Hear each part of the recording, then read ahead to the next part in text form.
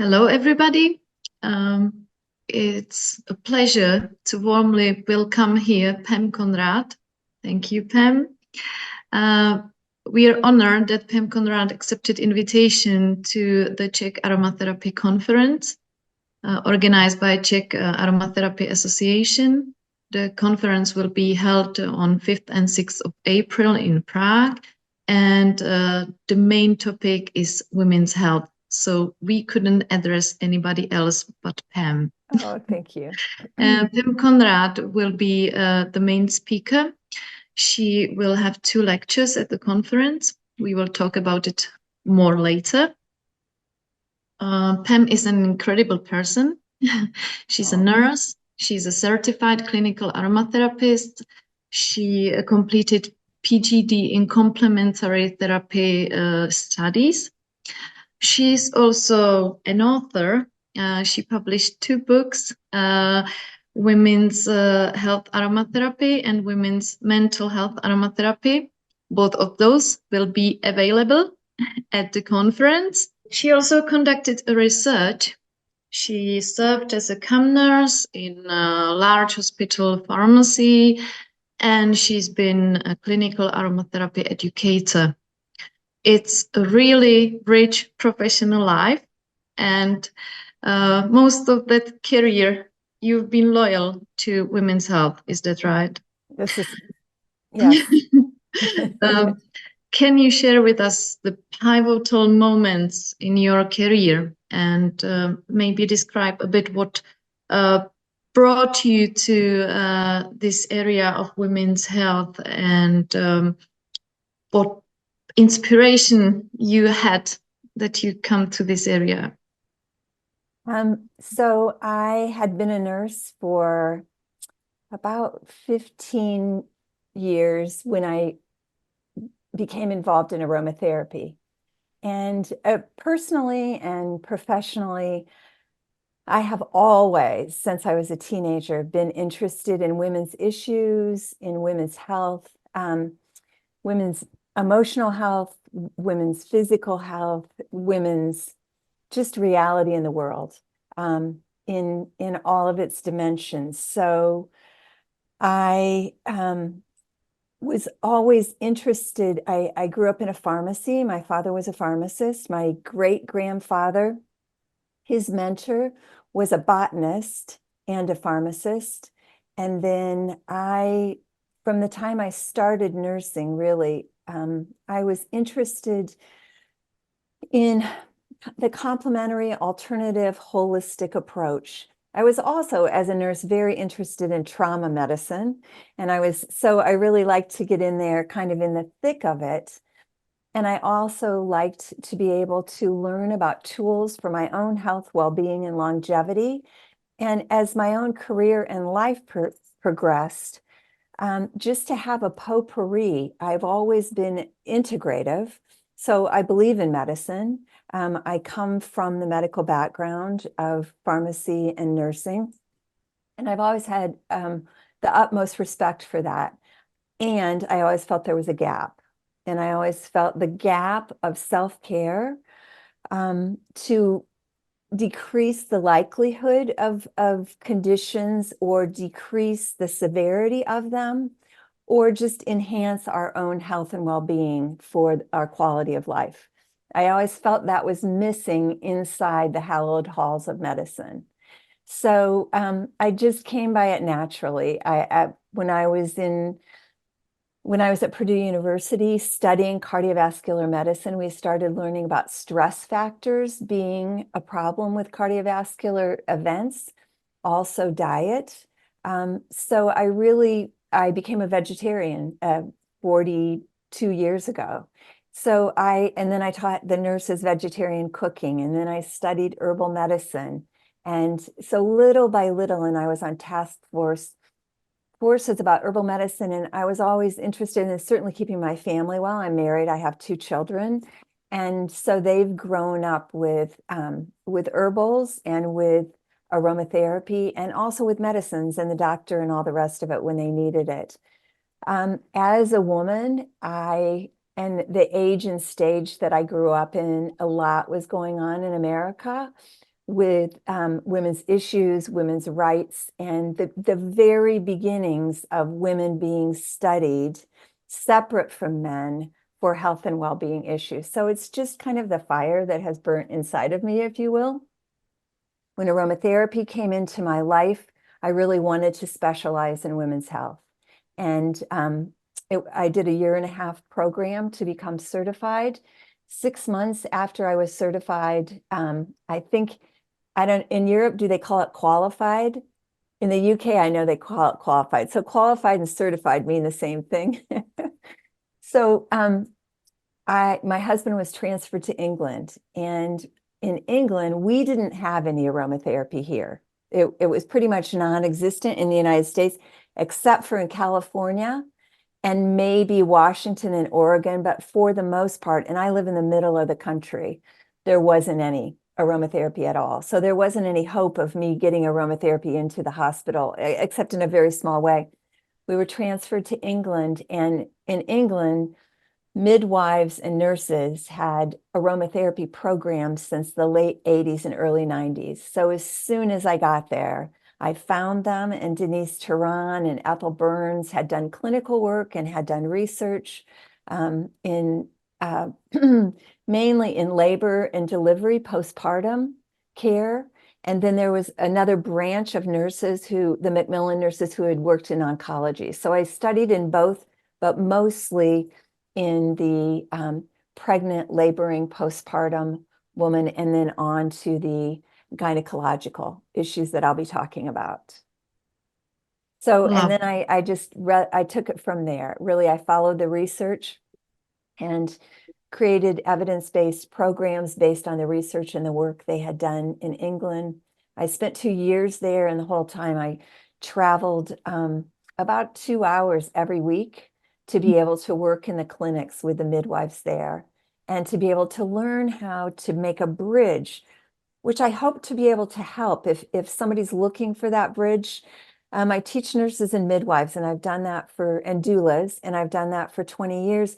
And as a nurse who learned about aromatherapy, and I had traditional nursing, and I learned this piece, I needed a bridge to connect them, to learn how to be with a woman and to share essentially the potpourri of the choices for self-care. So I hope to be able to do that with aromatherapy for you.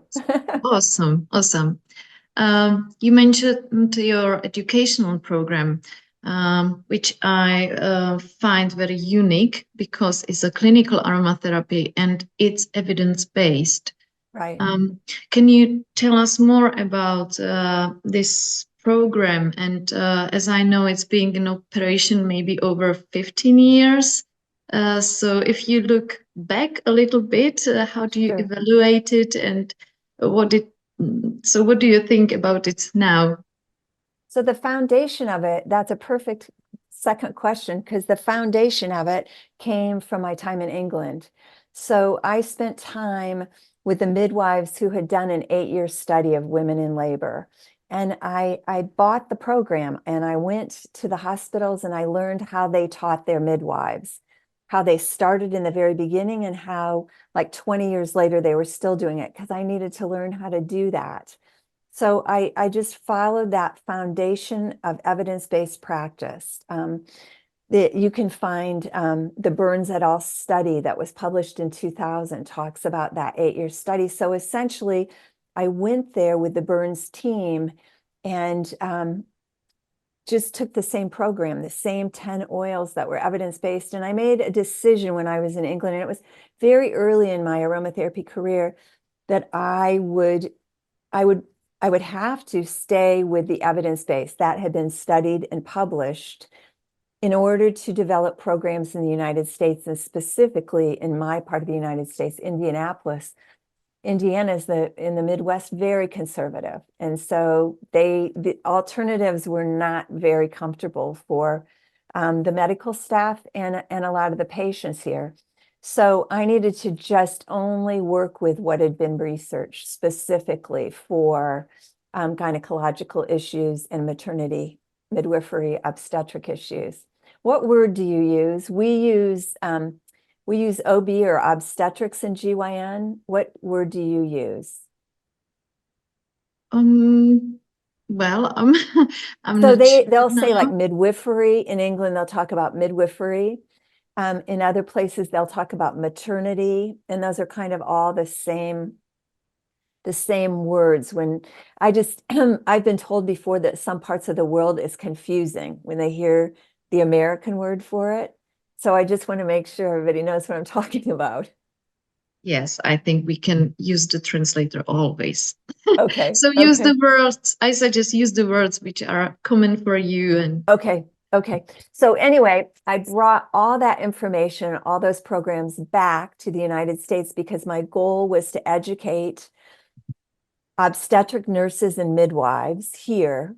And so I brought all that back. And then the American Holistic Nurses Association and the American College of Nurse Midwives, I had to submit my program and all the evidence base for them to review and approve it to say that this was an approved course to teach.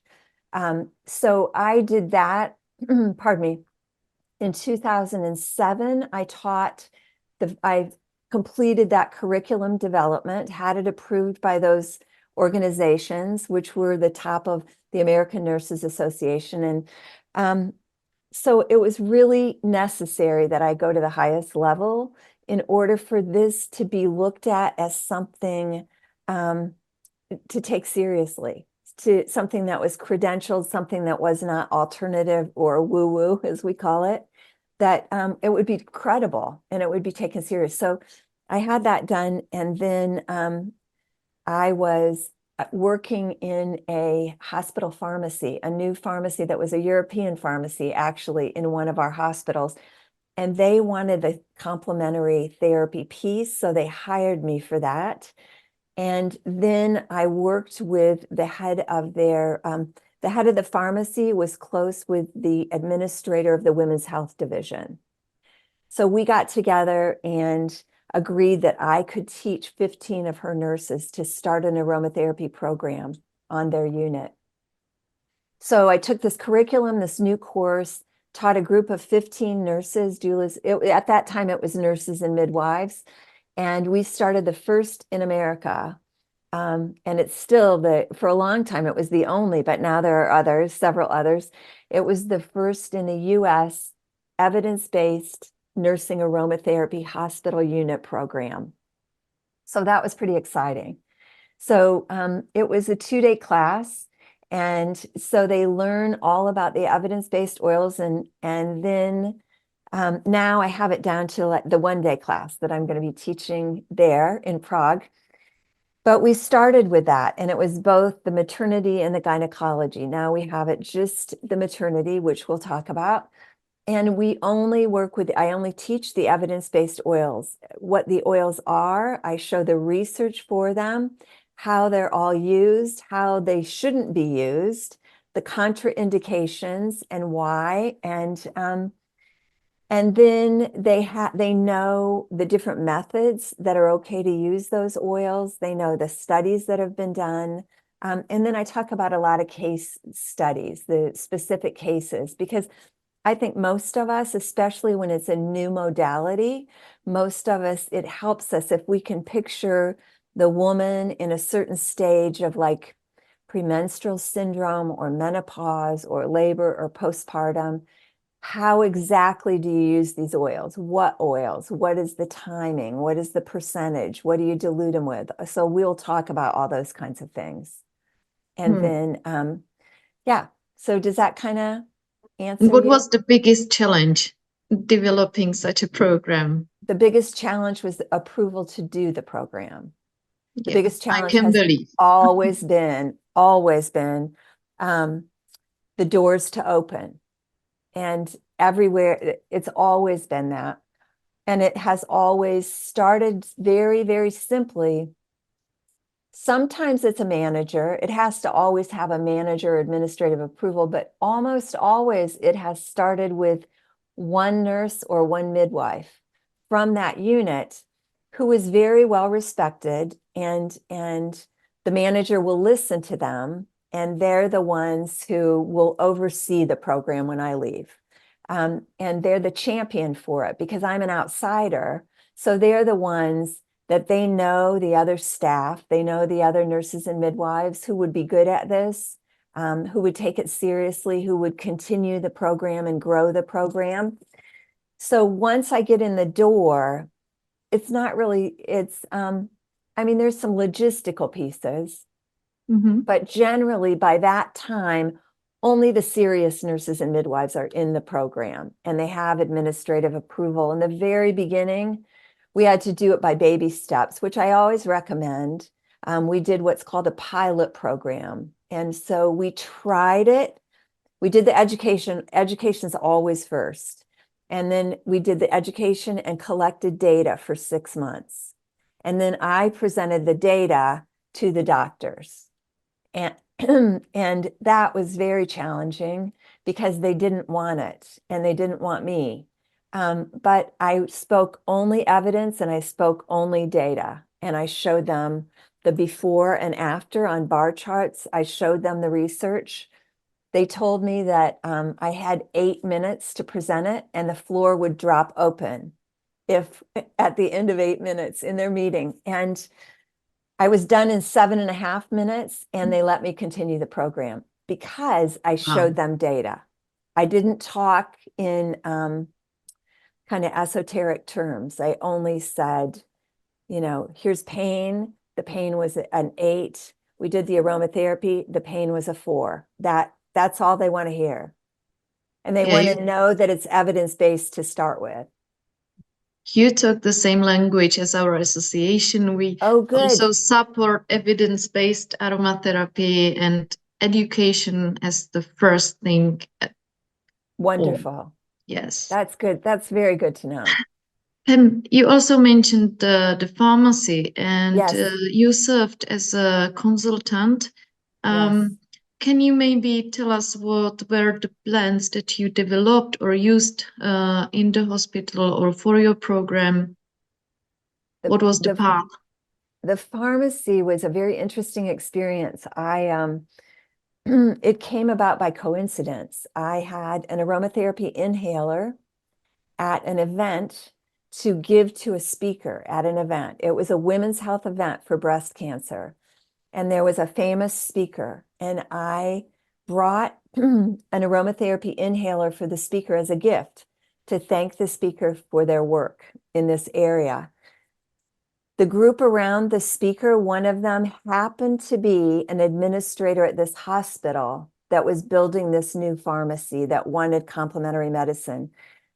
But they had no idea how to do it or who any person would be to bring it in. And it needed to be a nurse or a doctor or a pharmacist. So when I handed this, she pulled me over aside and said, I want you to talk to our pharmacist. I had no idea what this was about. He called me a couple days later and we started a relationship. They wanted to sell products that I would make for them, like for pain, for nausea, for things like hospital patients would want. So that worked out okay, but it wasn't as strong. They knew they needed me to be there in order to educate and be a presence. So I did a talk for them and it went pretty well. And they asked me if I would come to work for them 3 days a week on a contract. So we negotiated that. And so for 5 years, I went there 3 days a week and worked at the hospital. I sourced all of the oils and I had the MSDS sheets and the GCMSs. And I made my specific proprietary blends for conditions like PMS, menopause, pain, nausea, energy, dementia, clear thinking, that kind of stuff. And I compounded those all in the pharmacy. It was a very novel program. And out of that pharmacy, I did a lot of educational groups for the public and for nurses. So that's where out of that pharmacy, I did the program, the first women's health program. But then about once a month, we would have lunches and people would come in to learn. And then they would set up a little store and buy all of the aromatherapy products. I also sourced all the herbals. So all the nutritional supplements and all the herbal supplements, I sourced all those too. Again, they were all evidence-based, and I sourced the actual companies like echinacea or glucosamine or whatever the herb was. I sourced it from the company that was in the research if I could. And then I would put little educational notes by the product in the store that would say, like, if you're on a blood thinner, don't take this. Or if you have a heart condition, talk to the pharmacist. So we connected everything so that we could do it as responsibly as possible with education always there. Yeah. So that was very fun. Very fun. Can imagine. Yeah, I highly recommend it. I think it would be easier to do in Europe than, well, you have a longer history of herbal medicine than we do, and more respect for it from your medicine, from the doctors. Like I use the German Commission E for the herbals over here. Anyway, yeah. Great work. Great work. Thank you. Your lectures at the conference they are called Integrative Aromatherapy for Gynecological Conditions, Menses, Infertility, PMS, and Menopause. What can we look forward to in your lectures? But don't say too much. I know, exactly. So you said the titles, and that pretty much integrative means that there will be more than just aromatherapy. Aromatherapy will be number one, but with the integrative piece, the thing that I think is really beautiful about natural therapies, aromatherapy, herbal medicine, is I think we look at women, since we're talking about women's health, it's not one size fits all. And so some people get in their head that there's one specific oil for women's conditions, which is not true. There are some that are very good for many, many different women's conditions. And those same oils sometimes are ones you shouldn't use for some other women. And so we'll talk about those kind of things, what conditions they may make worse. So, there'll be little bits of nutrition, little bits of herbal, a lot of aromatherapy. And I am a nurse, so I come from a traditional background. So we'll talk a little bit about that and the why we feel the way we do as women at certain times through our 40-year reproductive cycle, and what we can do to help each other with that. How's that? So exciting. I didn't say too much, I don't think. No, I don't think so. Okay, maybe a little bit back to your educational program. You have very good insight where the clinical aromatherapy is applied around the world. So can you tell in which countries and how the others work with that, and does your educational program has an impact worldwide? So obviously I started it in the US, but I was educated through the UK. So there's that relationship. So my foundational education occurred in aromatherapy in the US. It was developed by a UK nurse who brought it to the US. So we're woven completely together. And then I lived over there and spent time, like I shared, in their clinics. So those countries, I would say the UK started it. And then, I brought it here as far as the women's health part of it. I was invited to go to South America in 2016 and 2017. And I educated, and this is interesting because it actually happened through Facebook. This is the good part of social media. I received a message from a midwife in Santiago, Chile, much like myself, who had been a midwife and had studied herbal medicine and all kinds of therapies, but there wasn't anything specific for like women that were pregnant, in labor, postpartum, and they really wanted an evidence-based program. And so someone else had heard my name and connected us because of my research. So they asked me if I would fly to Santiago, Chile. And just like coming to Prague, of course I'll come. Of course I'll come. And it was wonderful. So I taught a group of 30 midwives. And what I learned about midwifery there was different than midwifery here. The midwives in Chile are very autonomous. So they treat women from the beginning of their first menstrual period through menopause. Mhm. In the United States, it's just the time of the baby. You know, it's pregnancy through, and that's a midwife. The rest is different. So, so they invited me to come back because other midwives wanted to learn, and it was midwives and doulas then.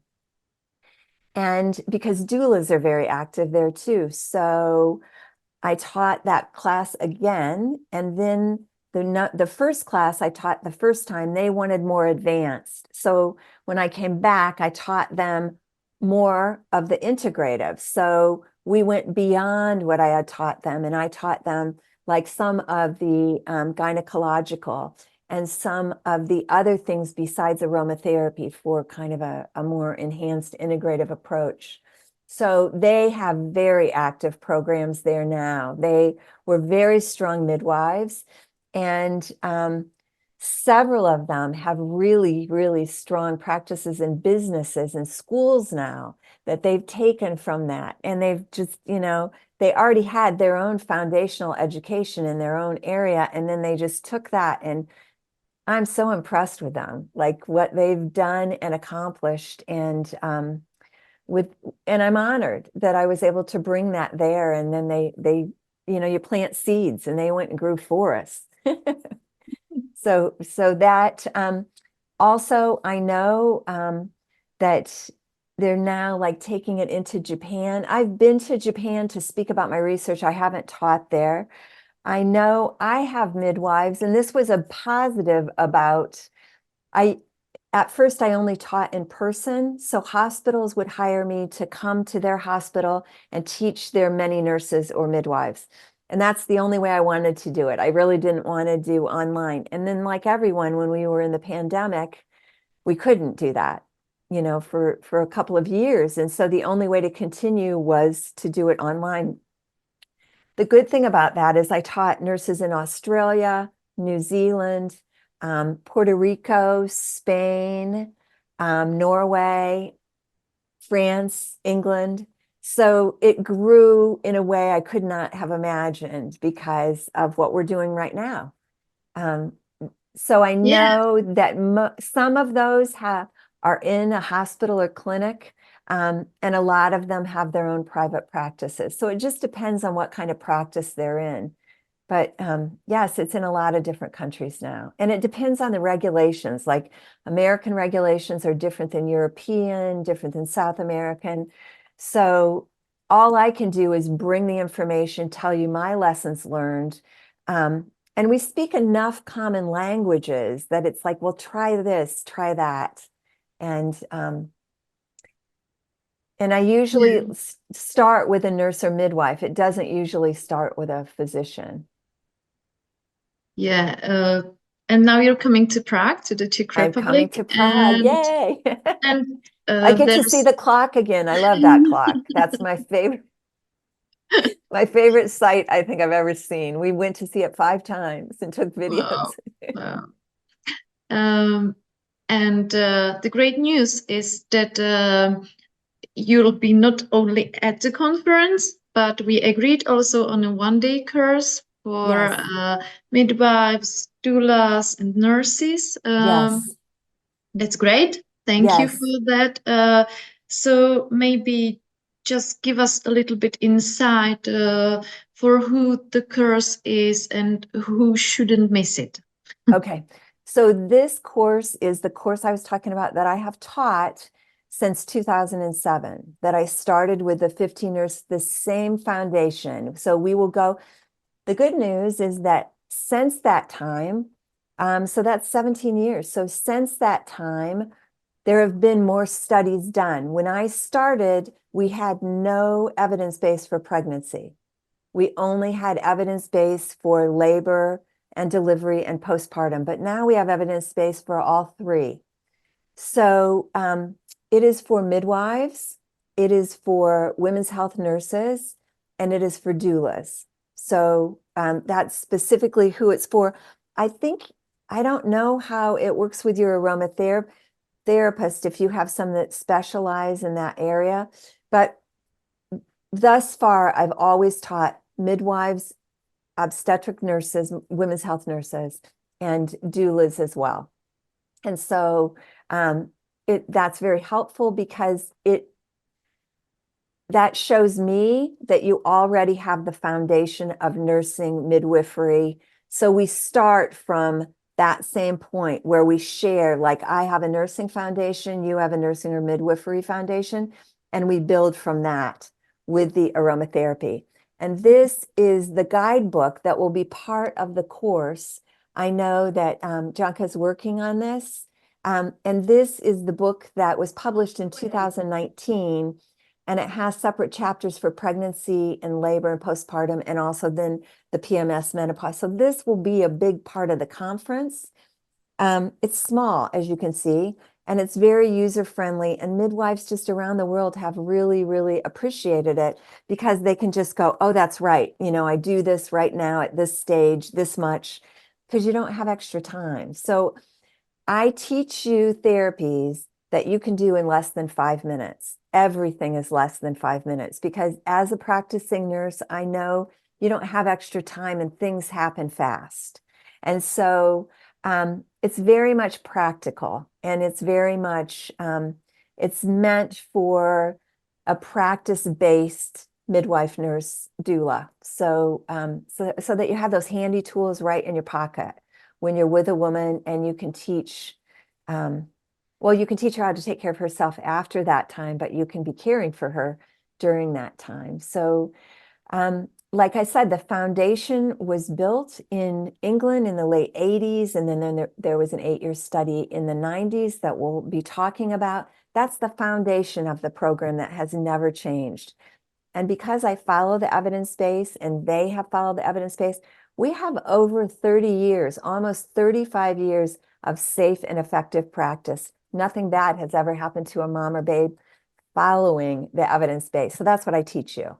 And the good thing about that is when those administrators or physicians are deciding if you can build a program, they're much more comfortable, and your own liability as a practitioner is much safer when you follow the same that we follow in all these other countries.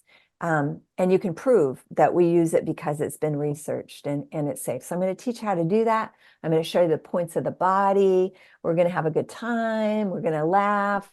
I'm going to tell you about the women that I've treated and that the midwives in my courses have treated, so that you have practical information, so that you have case studies. You're not the first person to do it because it can be kind of scary when you haven't done it before. And you'll help me teach you because you'll tell me what you need and what your practice is like, and I will design it when I meet you based on like what your practices are like. What if you see mostly postpartum patients, we'll talk about that. If you have a lot of grief, if you have a lot of, you know, any number of things like labor pain, nausea, what you're trying to do, your women that are pregnant, how you best deal with them. If they have a cesarean section, how you deal with that. So we'll cross it. And one thing that's a thread that runs through it all is the emotions of the woman. A lot of women are really scared and have a lot of really high anxiety in pregnancy. We have a lot of people all over the world who have a high risk of postpartum depression. We're going to talk about how we can treat them all the way through to decrease the risk. Does that help?